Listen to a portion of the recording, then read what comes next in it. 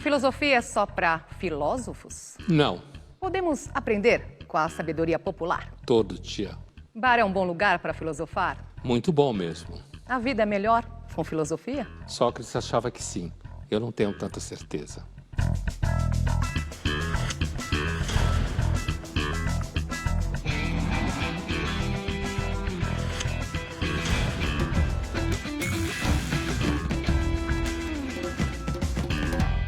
No Linhas Cruzadas de hoje, vamos conversar sobre filosofia de boteco.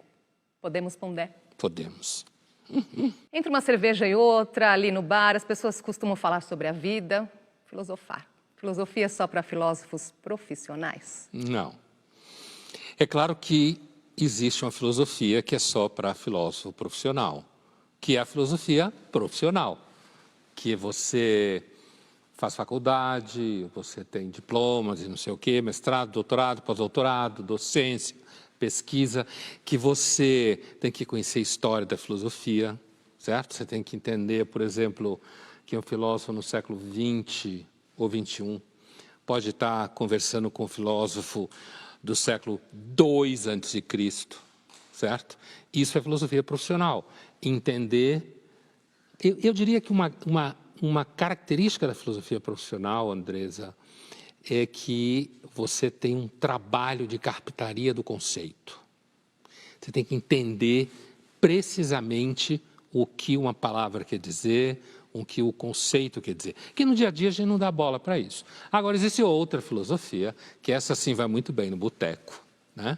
E fora do boteco, que é uma filosofia associada a uma certa sabedoria instalada ao longo dos anos, quem sabe séculos, que tem a ver com problemas clássicos da vida, das relações, problemas políticos, morais, e que aí você não precisa ser um profissional, basta ser um ser humano que olha à sua volta. E onde que as duas linhas...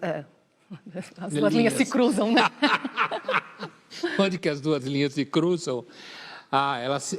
É claro que o filósofo que não é profissional, ele teria mais dificuldade de perceber esse cruzamento, porque como ele não tem formação técnica, digamos assim, para entender, por exemplo, se você pergunta assim, vou dar um exemplo, o amor pode tudo? Imagina que alguém faz essa pergunta para você. Um filósofo profissional, de carreira e tal, ele vai... A primeira coisa que ele vai perguntar para você é assim, o que você quer dizer por amor? Essa é a famosa pergunta que aluno de filosofia do primeiro ano faz para todo mundo, que às vezes enche o saco, né? Está em casa falando uma coisa e diz, isso é um saco. Aí vem o filho ou a filha pentelho, faz filosofia e diz, o que você quer dizer por um saco? Né? Então, assim, porque o curso de filosofia ensina a você perceber o quão imprecisa é a linguagem no dia a dia, né? Agora, se você é um filósofo formado, você pode cruzar essa linha o tempo inteiro, a menos que você seja um chato de galocha e que ache que filosofia só em alemão. Aí afasta as pessoas. Sim. E você, qual máxima vem à sua mente e que faz sentido na sua vida? Fomos às ruas saber. O meu ditado popular é que a curiosidade matou o gato. Eu vim aqui deixar um ditado popular que eu gosto bastante, que é do Fernando Pessoa, que é tenho em mim todos os sonhos do mundo. Ditado que eu mais gosto e que eu uso há muitos anos é água mole em pedra dura, tanto bate até que fura. Uma frase que eu sempre escuto falar é não adianta chorar pelo leite derramado. E um ditado que eu falo e gosto muito é penso, logo existo. Um ditado que eu gosto é aquele, um dia da caça e um dia do caçador. E o ditado que eu mais gosto é, dai a César o que é de César e dai a Deus o que é de Deus. É uma frase aí que eu falo bastante quando vem com alguma novidade, né, alguma fofoquinha assim, que aí eu só chego e falo, não sei que nada sei. O ditado que eu mais ouvi falar é a pressa inimiga da perfeição. E já dizia o ditado, quando a cabeça não pensa, o corpo paga o pecado. Alô, Pondé, é nóis! É engraçado porque, além do alô Pondé, né, alô, que algumas pessoas citam frases de filósofos, né? Que a rigor não é ditado popular, né? Mas que se fala tanto, tipo, penso logo existo. Isso é uma frase do Descartes, filósofo francês, século XVII, uma frase bem importante em filosofia, que ele chega a essa frase fazendo o seguinte movimento, que a gente chama, falando filosoficamente de modo profissional, dúvida hiperbólica. O Descartes ele vai viajando. Será que essa vela que está na minha frente existe ou eu estou sonhando com ela? Será que essa pena com a qual eu estou escrevendo existe ou eu estou sonhando com ela? Será que essa cera existe ou eu estou sonhando com ela? Então ele vai, para perceber que às vezes não dá para saber qual é a diferença entre sonho e realidade, né? E aí ele diz, mas tem alguma coisa pensando isso tudo, mesmo que duvidando. Se eu penso, logo existo. Quer dizer, eu posso não ter certeza sobre nada, mas eu tenho uma certeza, que alguma coisa está pensando. Isso tudo. Então eu existo, que sou eu que estou pensando. As outras frases, algumas delas são ótimas, né? Água mole em pedra dura, tanto bate que até que fura. Eu acho que muitas vezes funciona mesmo, né? Alguém insistente, continuamente, ao longo dos anos e dos meses, vai tentando, até que consegue. Ou não, né? Essa pessoa pode se tornar uma chata também, que as pessoas fogem da insistência, não? A água mole em pedra dura pode ser uma água bem pentelha. Né? Exatamente. Claro, mas assim, que é um método que muita gente usa na vida, né? Vai tentando devagarzinho. Então, esses ditados populares que eles falaram são exemplos típicos de sabedoria popular. E dá para filosofar com isso. Então, assim, o que a gente está chamando aqui de filosofia de boteca ou ditado popular, né, concentra numa frase um pensamento filosófico. Como é que surgem essas máximas? Algumas máximas, em filosofia especificamente, surgem de filósofos, como esse caso do Descartes, mas está no meio de um texto, né? Mas você tem alguns filósofos que praticam máximas, ou seja, escreviam frases curtas, carregadas de significado, né? Como Pascal, por exemplo, no século XVII. Aliás, o século XVII francês é muito rico em filosofia. Você tem alguns autores, como Pascal, La Rochefoucauld, La Bruyère, que são filósofos do século XVII da França, que todos escreviam em máximas. Por exemplo, né? A famosa máxima do Pascal, que de repente a gente vai falar dela de novo, que é assim, o coração tem sua razão que a própria razão desconhece, o coração tem suas razões que a própria razão desconhece, quer dizer, isso é uma máxima, é uma frase curta.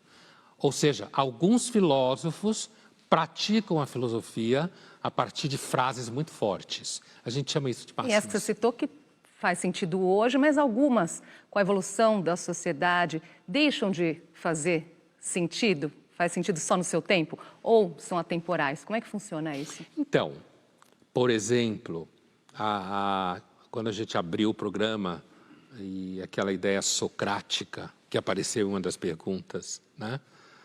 E que o Sócrates falava que uma vida só vale a pena ser vivida se ela for examinada, analisada, pensada, né? Essa é uma ideia que naquele contexto em que o Sócrates está, e seu aluno Platão e tal, que é um contexto em que a filosofia está nascendo, então a gente pode dizer que os gregos estão começando a experimentar a arte de pensar com cuidado nas palavras, nos conceitos. Então, naquele momento que o Sócrates está querendo dizer, olha, uma vida que você não pensa sobre ela, sobre o que você entende das coisas, sobre o que é certo e errado, não vale a pena ser vivida. Como eu disse para você, eu tenho dúvidas. Então, essa máxima, eu acho que é uma máxima de valor reduzido hoje em dia, depois de tantos anos de filosofia.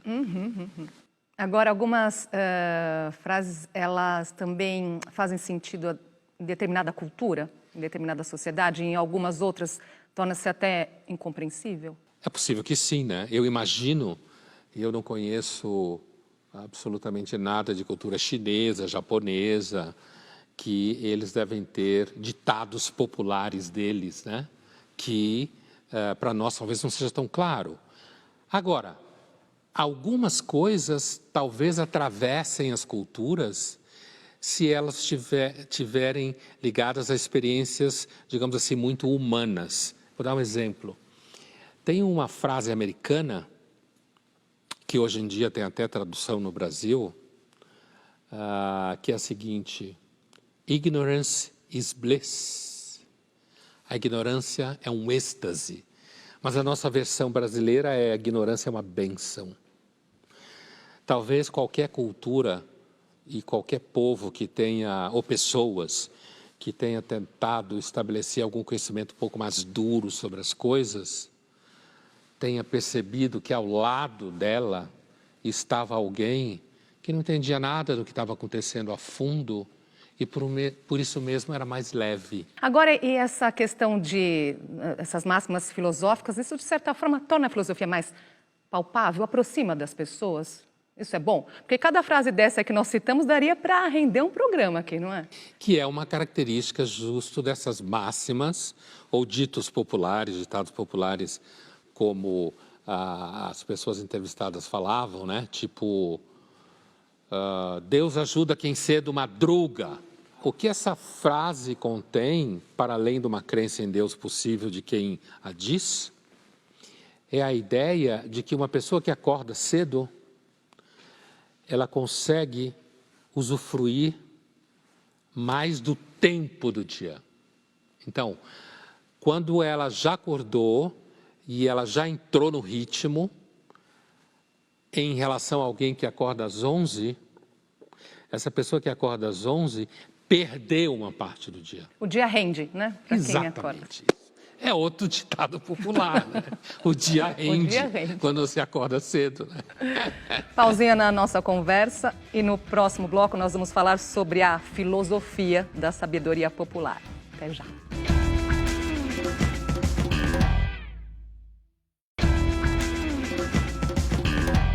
Voltamos a falar sobre filosofia de boteco. Todos podem filosofar? Antes de retomarmos nossa conversa, vamos ver como a filosofia acontece num papo de boteco.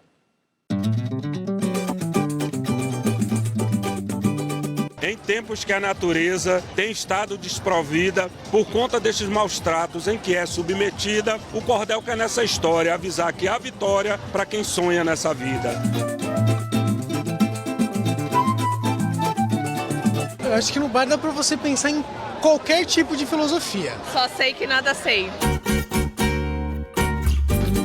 Eu acho que as pessoas sofrem muito de amor.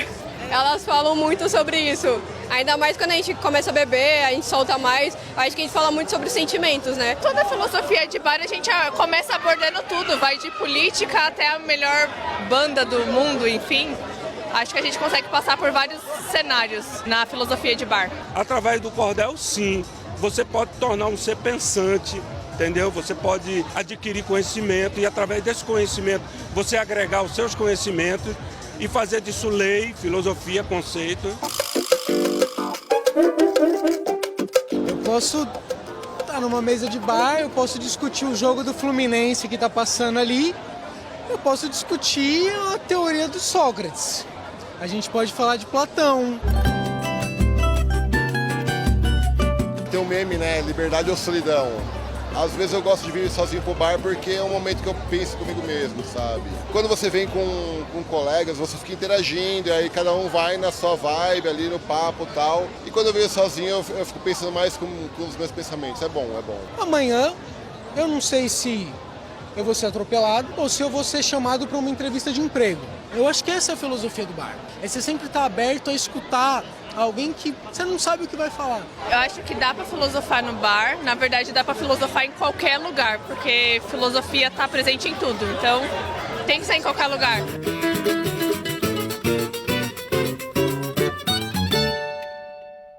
É engraçado porque aquele menino que falou que, como é que é?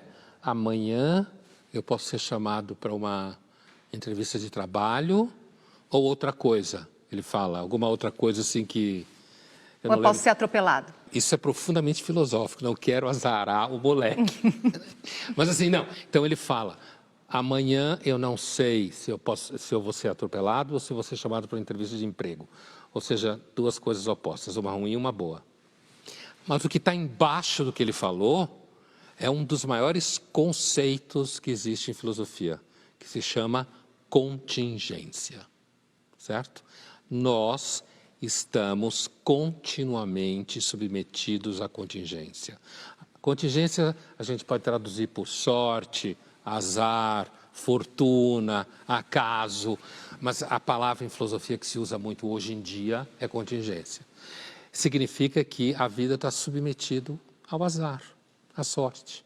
E nós hoje, assim como ele, que fala, olha, amanhã eu posso ser atropelado ou ser chamado para uma entrevista de emprego. Quer dizer, eu aqui não consigo saber o que vai acontecer amanhã. Coisas que dependem da gente, mas há coisas que não dependem da gente. Exatamente isso.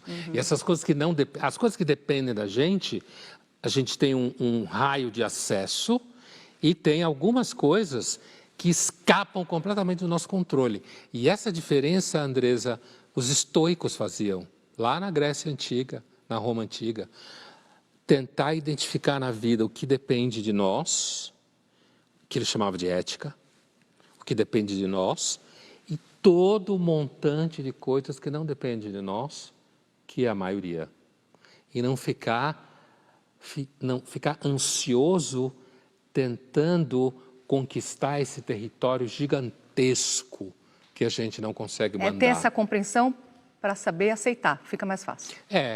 Eu não sei se funciona. Se de fato funciona para, putz, aí a maior parte das coisas não tem o controle. Era mais hoje, né? Que a modernidade é toda feita em cima da ideia de controlar.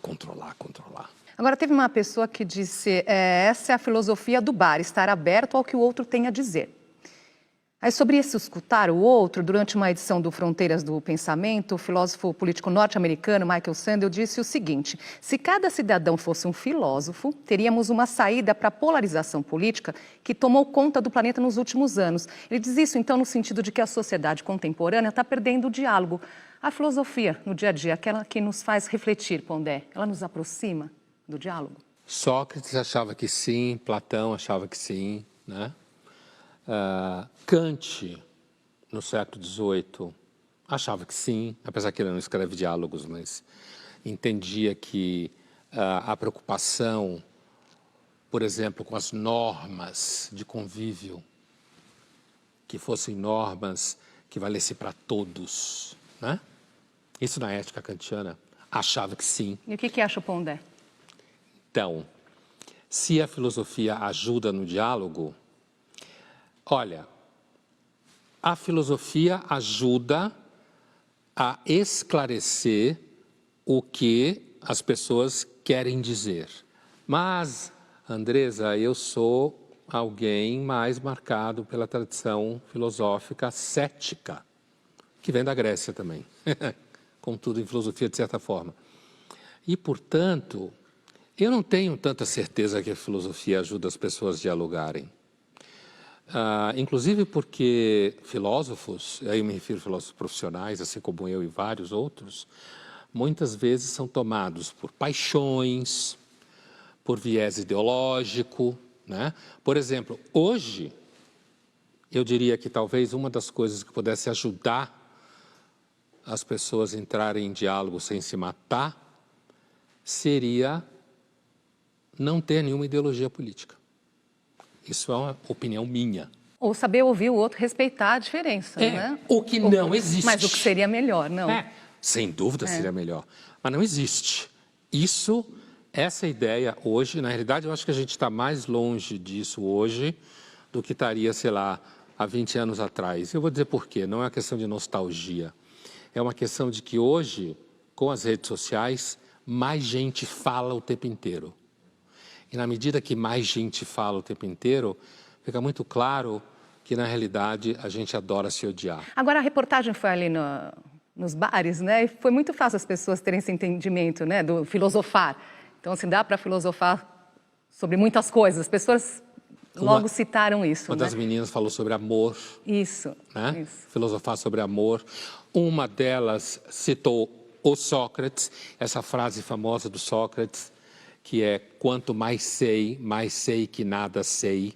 Essa frase do Sócrates, ela é, talvez, uma das frases mais filosóficas que um filósofo já disse até hoje. Porque a convicção, né? Sabe, você ter certeza de uma coisa, a convicção é uma característica de quem pensou pouco. Quem pensa pouco consegue ser muito convicto.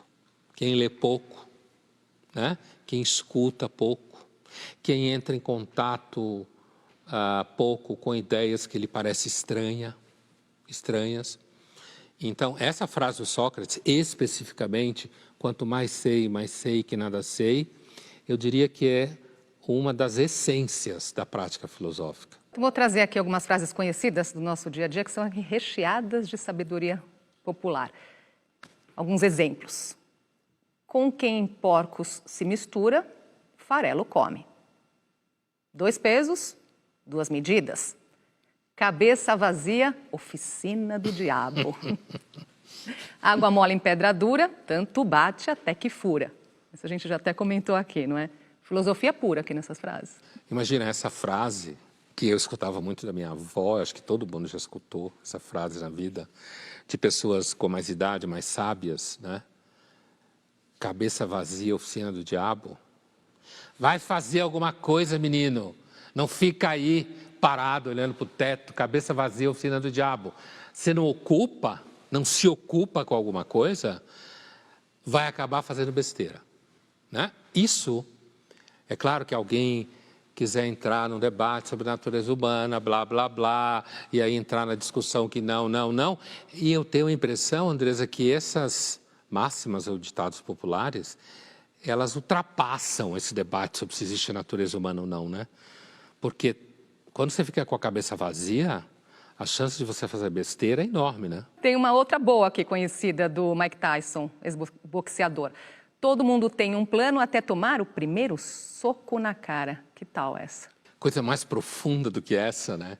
E essa você, inclusive, às vezes pode até aplicar a pessoas mais jovens, né? Cheia de planos, de como será a vida, de como o mundo deve ser, como ela será no casamento, como ela vai se comportar eticamente. Aí toma um soco na cara e acaba todos os planos. É a realidade batendo em você. Exatamente. É a realidade que não. Tá. Filósofo Mike Tyson. É isso aí.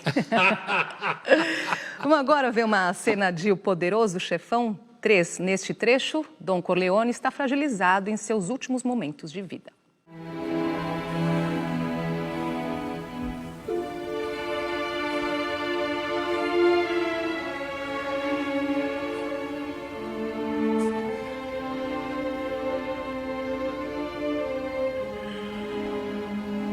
Hello, Michael.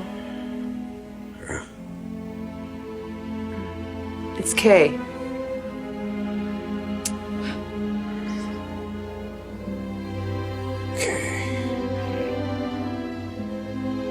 I never expected you. No, I know. I know. But I'm here.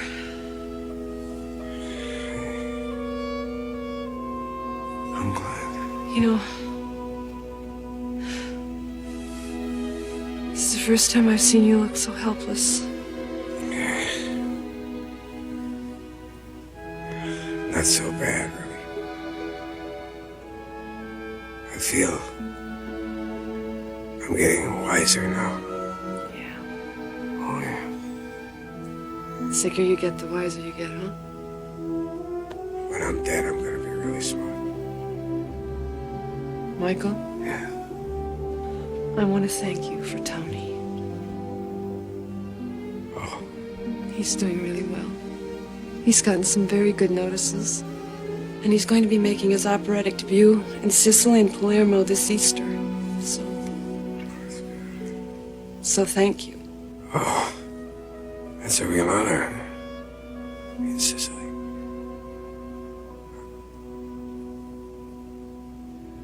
I will be there. I won't miss that. I won't miss that. Esse filme é cheio de filosofia por todos os lados, né? Mas assim, essa cena é inesquecível. Ele primeiro mantém o humor, né? Ela fala para ele que ela nunca o viu tão indefeso, né? E fragilizado, quer dizer, um poderoso chefão, né? né, o personagem, e ele fala, não é tão ruim assim não, né? Você fica sábio, e aí depois ele brinca, desse jeito, quando eu morrer eu vou estar muito sábio, ou seja, serve para nada. Essa história de que quanto você mais sofre, fica mais sábio, aí ele faz uma ironia, né? E que ele diz, então assim, quando eu morrer eu vou estar super sábio, quer dizer, eu vou ter morrido, para que serviu isso tudo? O que veio até aqui... Agora não tenho mais como usar, né? Portanto, se a gente for pensar um pouco nessa frase dele, no que ele está dizendo aí, o sofrimento, é aquela ideia que o sofrimento forma caráter, né? Que o sofrimento torna uma pessoa mais sábia, o que de certa forma pode ser verdade, muita gente acha que sim, portanto pode ser que seja verdade, mas você tem que continuar vivo, né? Fazer uma pausinha. No próximo bloco nós vamos falar sobre essas frases dos grandes filósofos, as máximas filosóficas. Até já.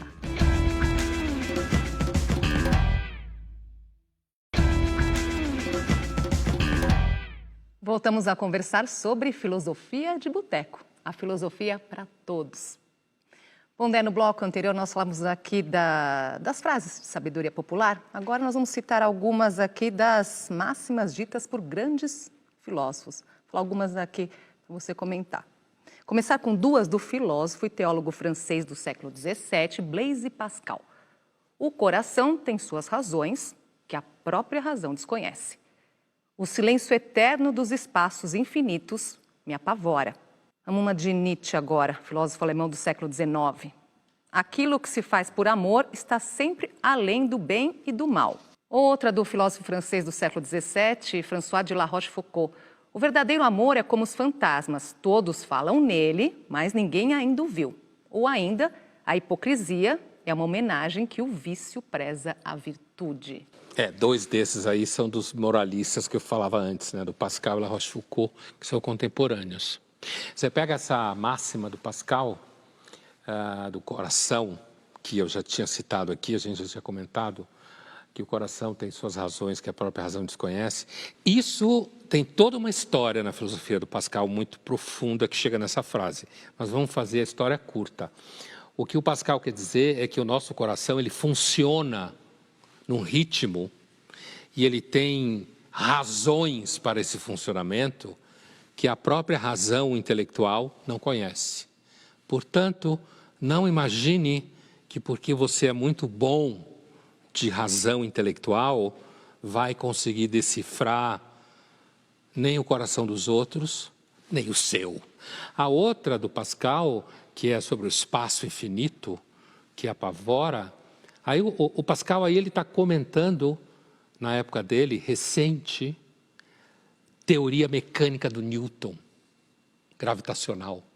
Ele está comentando o fato de que, na nova visão, então, da época, que é nossa até hoje, de certa forma, o universo ele é cheio de espaços escuros, vazios, em que você não vê Deus. Mesmo se você não estiver pensando na teoria do Newton, se você olha para cima à noite, mesmo que tenha estrelas, mas entre elas tem muitos espaços de escuridão, gigantescos, infinitos, e você, deste tamanho, daí a ideia de que nada, um né? nada. Um grãozinho de areia, né? O planeta é um nada, quanto mais eu e você, né? Bom, a do Nietzsche, todo mundo que já amou, já sentiu isso, né? Que quando coisas a ver com o amor, meio que estão além do bem e do mal, que era uma ideia que o Nietzsche é obcecado por ela, né? Essa ideia do que ele chamava de extramoral, para além de bem e mal, ou seja, pensar sem estar preso à norma do que é certo ou errado. O Nietzsche, de certa forma, é o último grande filósofo do período romântico, ele está dizendo que no amor a gente está sempre além do bem e do mal. Todo mundo que já amou sabe muito bem disso. Agora é interessante, você está trazendo aqui as histórias, são curiosas, né? As explicações são fantásticas, né? Entender em que momento, por que cada filósofo escreveu determinada frase. Tem um contexto, mas fora de contexto elas fazem sentido, não é? Então, exatamente, por isso que elas são máximas. No caso do La Rochefoucauld, por exemplo, ele compara o amor verdadeiro a um fantasma, a um espírito, né? Todo mundo diz que existe, ninguém nunca viu. E ele está dizendo, olha, todo mundo fala sobre amor, amor, amor, amor, eu te amo, eu te amo, eu te amo, mas no fundo, amor verdadeiro você não vê por aí. Assim como dizem que fantasma existe, mas a realidade ninguém nunca viu, né? O mesmo La Rochefoucauld, que circula nesse ambiente, né, fala de que a hipocrisia é uma forma do vício prestar homenagem à virtude, né? Ele faz às vezes de ser virtuoso quando na realidade está sendo hipócrita. E a gente sabe que a hipocrisia é a substância da moral pública mesmo. Tá por aí, né? Tá por aí. E qual que é a sua máxima? Tem uma máxima do seu coração? Uma que vem à mente é de um filósofo do século XX, Émile Cioran. E tem uma máxima do Cioran que eu acho de uma precisão terrível, né? Que é a seguinte: o que eu sei aos 60, eu sabia aos 20. 40 longos anos de um trabalho inútil de verificação. Com essa frase, ele está pondo em dúvida a ideia de que, de fato, depois de muitos anos de vida, a gente descobre alguma coisa de muito novo, alguma solução muito grande para as coisas, entende? Então, para mim, essa frase, a primeira vez que eu li essa frase, eu nem tinha 60 anos, né? Muito antes, né? Mas essa frase sempre me chamou a atenção porque, de alguma forma, ela aniquila a ideia de que, com o passar dos anos, você vai descobrir muitas coisas, vai organizar o conhecimento sobre muitas coisas, quando, na verdade, provavelmente você vai ficar patinando nas mesmas coisas que a gente patina desde que vira gente, lá pelos 20 anos, 18. Sabe? Sempre vai vir uma outra coisa que você vai continuar para te fazer patinar sempre, e você sempre vai perceber que, no fundo, você permanece você, né? E é você que você arrasta para todos os lugares, né? E o que eu acho nessa frase, também nessa máxima muito poderosa, é a ideia dos 40 longos anos de um trabalho inútil de verificação. E em que momento pode ser útil? No momento que você percebe que você não deve, de repente, se levar tão a sério só porque você chegou aos 60 anos, entendeu? O que não significa que você deve levar a sério todo mundo que tem 15, tão pouco. Com qual filósofo você adoraria tomar uma? No bar, no você bar, fala? no boteco. Então, olha, eu vou te confessar uma coisa. Talvez por praticar filosofia constantemente como trabalho, a última coisa que eu gosto de fazer é filosofar no boteco. É mesmo? No boteco, no bar, seja o que for, eu prefiro falar só bobagem, né? Justamente porque no dia a dia, envolvido com filosofia, com discussão, seja na academia, seja na mídia, então você está o tempo inteiro tendo que lidar com conceitos de forma cuidadosa.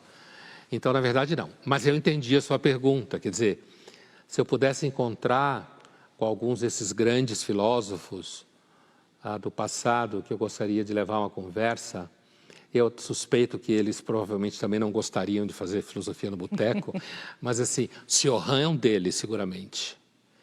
E quando eu morei na França durante o doutorado, eu perdi o Cioran por pouco. Quase consegui conhecê-lo. Mas ele morreu. E que pergunta você faria para ele? Ele tem um livro muito famoso, um dos livros dele mais famosos, que é Do Inconveniente de Ter Nascido. Né?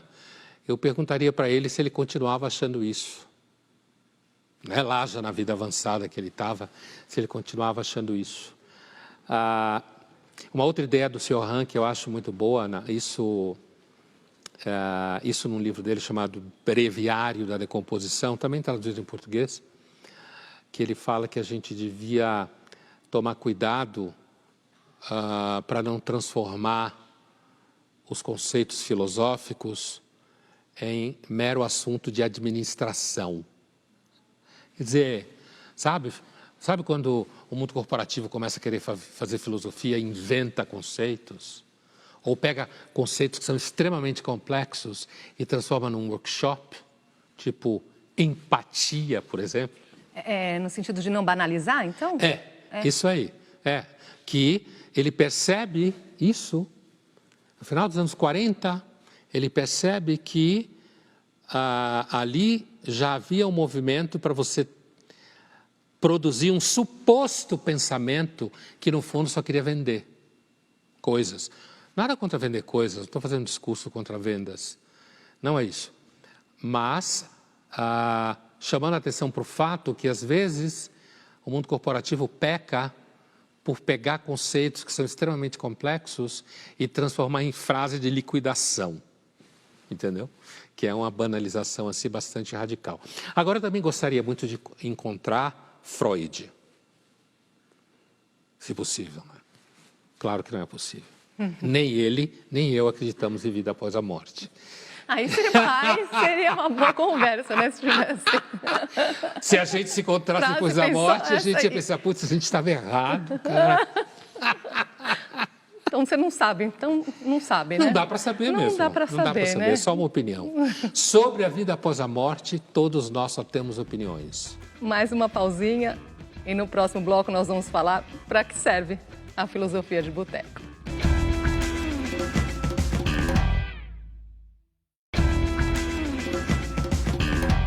Estamos de volta com Linhas Cruzadas e hoje falamos sobre filosofia de boteco. No bloco anterior, nós falávamos das frases atribuídas a figuras conhecidas. Sobre esse assunto, nós vamos trazer agora o depoimento do professor de filosofia política da USP, Renato Janini Ribeiro. De umas décadas para cá, para ser exato, desde os anos 80, a filosofia cresceu muito em importância no Brasil e em outros países. O Café Philosophe, o Café Philo, que foi criado na França, que foi aclimatado no Brasil em muitas versões, e várias outras iniciativas. Todos os eventos promovidos por Adalto Novaes a partir da série Os Sentidos da Paixão, tudo isso fez que a filosofia fosse muito acessível ao grande número. Ao mesmo tempo, isso levou a uma tradução de filosofia em termos de autoajuda, que tem até seu lado muito curioso, muito engraçado. Aquela passagem atribuída a Borges, se ele tivesse a chance de viver de novo, ele sairia sem guarda-chuva, seria menos prudente, faria mais loucuras. É um texto gostoso, agradável, bom para conversa e botequim, mas não é Borges. Da mesma forma que muitos textos que são atribuídos a Fernando Pessoa, a Clarice Lispector, na internet, nunca foram deles. Então nós temos isso.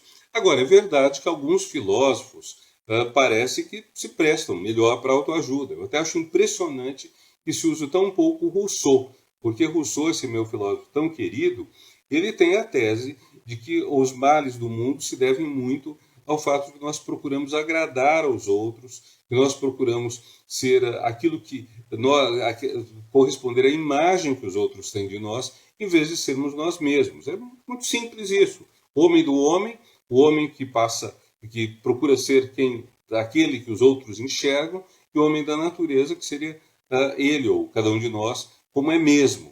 Então isso daria uma autoajuda muito clara, muito fácil. Eu até acho curioso que o Rousseau não seja aproveitado para isso. Mas é claro, você quer fazer filosofia, você tem que ir mais longe do que isso, né? Mais longe do que a autoajuda. Talvez seja mais a autocontestação que seria bom na filosofia. Grande professor, né? Foi meu professor na USP, o Renato Janini.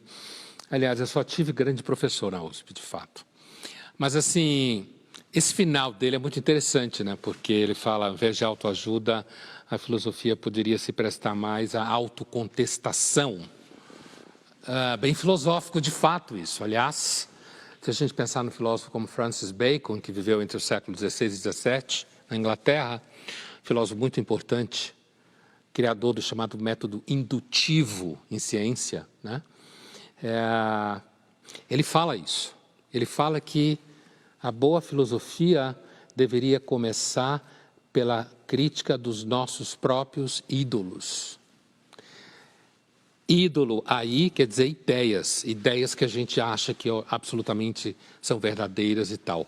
Então, isso é bem verdade. Essas frases que o Janine se refere, é muito louco mesmo, né?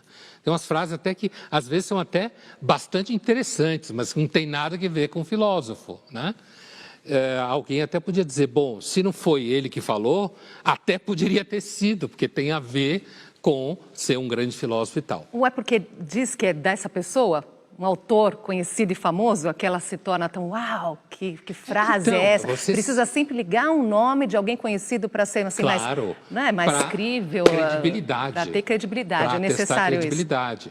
Isso daí, é claro, é quando você cita Clarice Lispector, puta figura, mulher intelectual famosa, cita Fernando Pessoa e tal.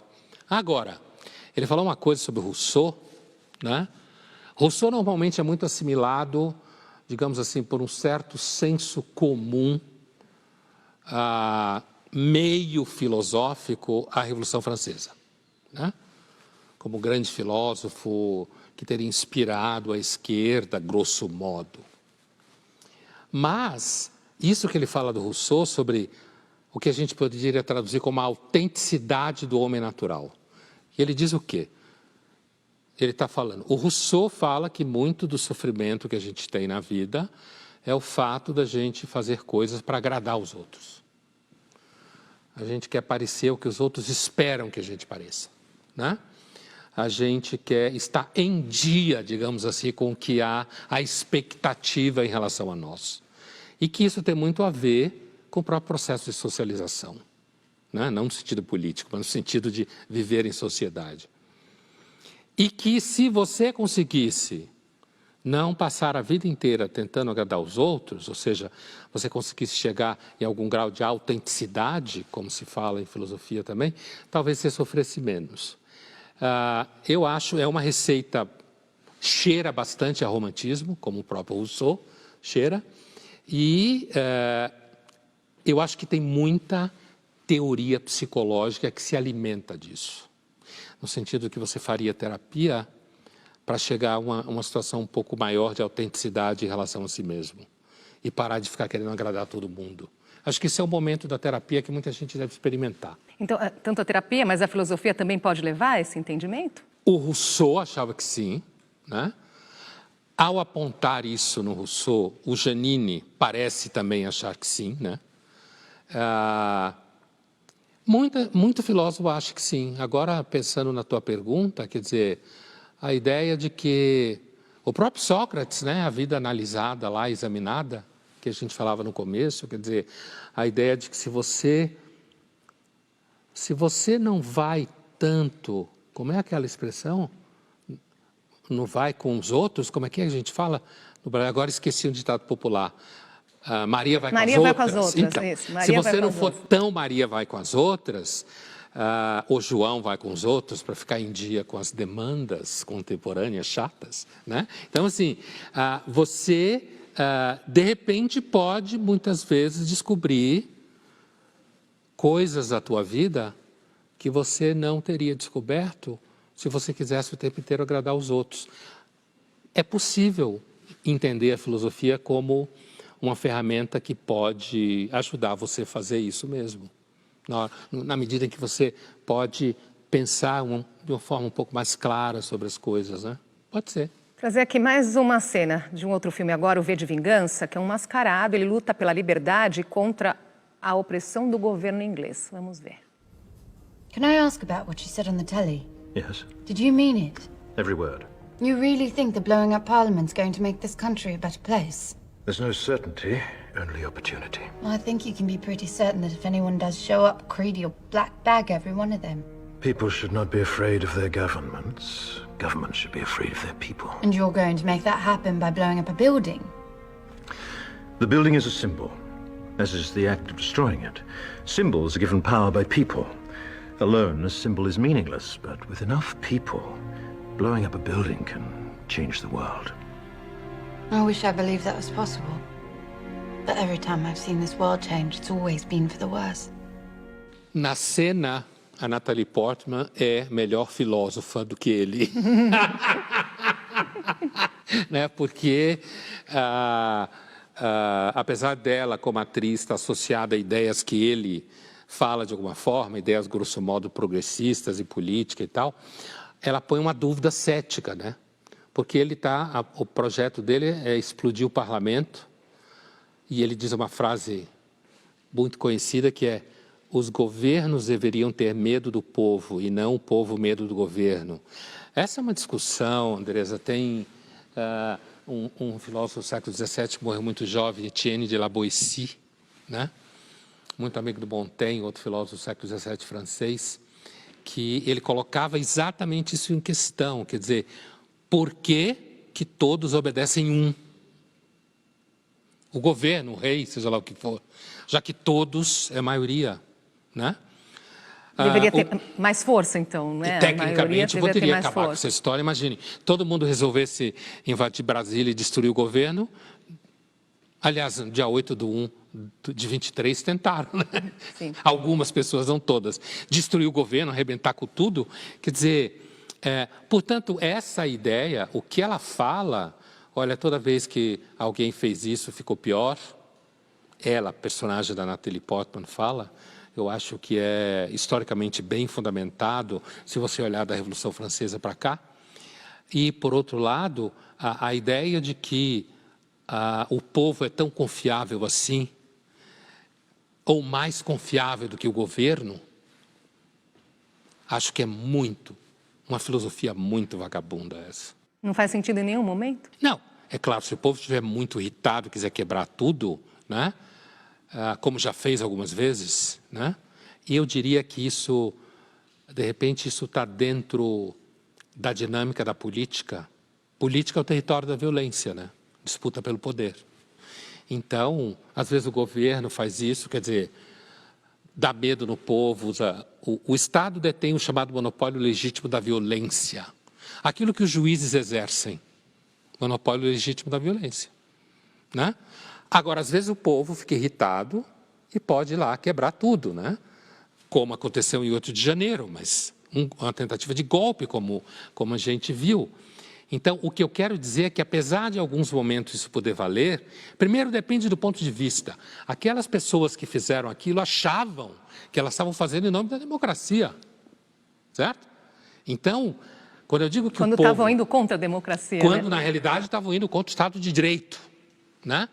Mas a ideia de democracia como Estado de Direito não é claro para todo mundo. Muita gente associa a democracia à vontade popular, né?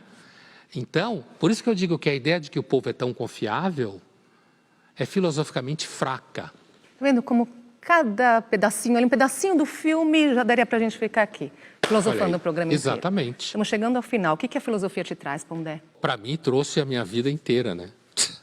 Quando eu desisti da medicina para fazer filosofia, a filosofia foi a verdadeira graça na minha vida. Bom, o tempo aqui está acabando, não é? Então, uma última aqui. Quem se modera raramente se perde. Confúcio. Para terminar, então, né? Vamos moderar aqui a conversa. Né? Chega por hoje, não é? Essa frase, ela é bastante verdadeira, né? É claro, em alguns momentos da vida você acha que a moderação pode atrapalhar, como quando você perguntava se em alguns momentos vale a pena quebrar tudo, né? Mas costuma ser sábio moderar as coisas. A vida em grupo normalmente tende ao centro.